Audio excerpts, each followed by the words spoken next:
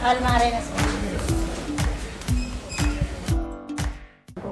Dalawa po kaming magkapatid na nagpapatakbo ng negosyo. Tapos po, pag po nagta-travel siya, pumunta sa ibang bansa, ako lang po mag-isa ang nandito sa hardware. Ako po tiga-record ng mga benta, saka po cashier, ayun. Bali ako po talaga nagmamanage. Meron po akong cancer sa breast, stage 2B. Sabi po ng doktor, kailangan totally nang tanggalin yung aking breast. Okay. Decide na po kami mag-asawa na mag-chemo. Every 21 days po kasi ang chemo ko sa Cardinal Santos sa Green Hills sa Manila. 12 times po kasi ako na-chemo.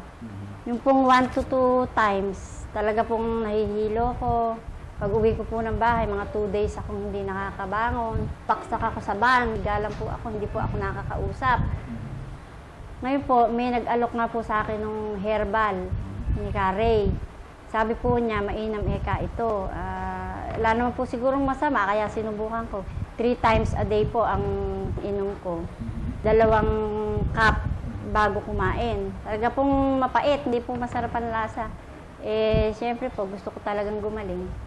Kaya talagang tinitiis ko yung pait. So itong mga lakas na sinasabi mo sa akin, hindi kaya galing sa medisinang iniinom mo o dito sa herbal ni itong si Mr. Herrera? Nung una, saka pangalawa ko po, hindi pa po ako nagte-take ng herbal. Nahihilo nga po ako. Okay. Talaga pong baksak ako. 2 days po ako nakahiga sa bahay. Nung pong umiinom na po ako ng herbal po ni Carey, yun nga po, naramdaman ko po, hindi na po ako nahilo. Itinuloy-tuloy ko na po. Hanggang sa ngayon po, yari na po yung 12 cycles ko na chemo. Dire-diretso pa rin po. Nung pong nag-take nga po ako ng pangatlo kong chemo, pag uwi po namin, nagtataka pa po yung mga nurse doon. Sabi po sa akin, "Ma'am, magpahinga muna kayo." Ay, hindi nakako, kaya kong nakako. Tatayo na po ako. Pagdating ko po sa van, iniintay ko pong ako mahilo iniintay ko po ako bumaksak dahil gano'n nga po yung nararamdaman ko talaga. Hindi po ako nahiga sa van. Hindi na po ako nagsusuka. Yun ang naging epekto sa akin. Pagkayari ko pong kimuhin, nag-ESM pa po ako. Kumusta naman ang kalagayan ko sa stage 2B breast cancer?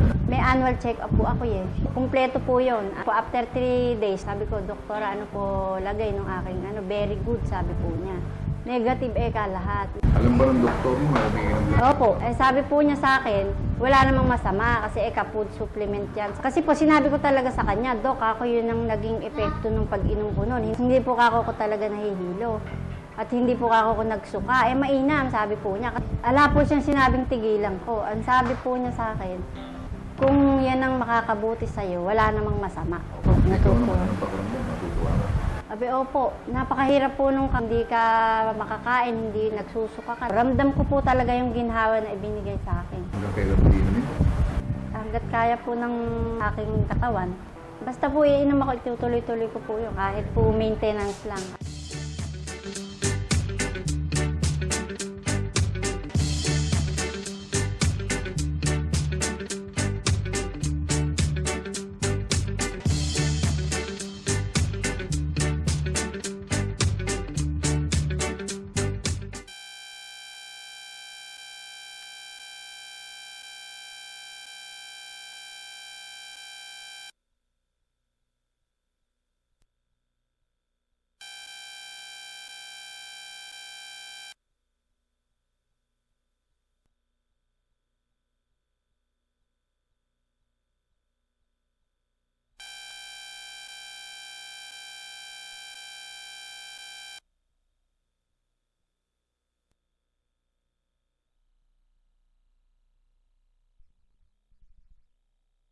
Minabuti ko po sapagkat kung pupunta pa kayo sa main office, napakalayo. Kaya naglagay po kami yung pong cell number na nakalathala sa ilalim ng screen na ito. Pwede po kayong makipag-ugnayan at ito po ay sinasabi ko at pinatotohanan. Ito po ay authorized distributor ng Abanyong Lingkod mula pa noon at magpakailan pa man.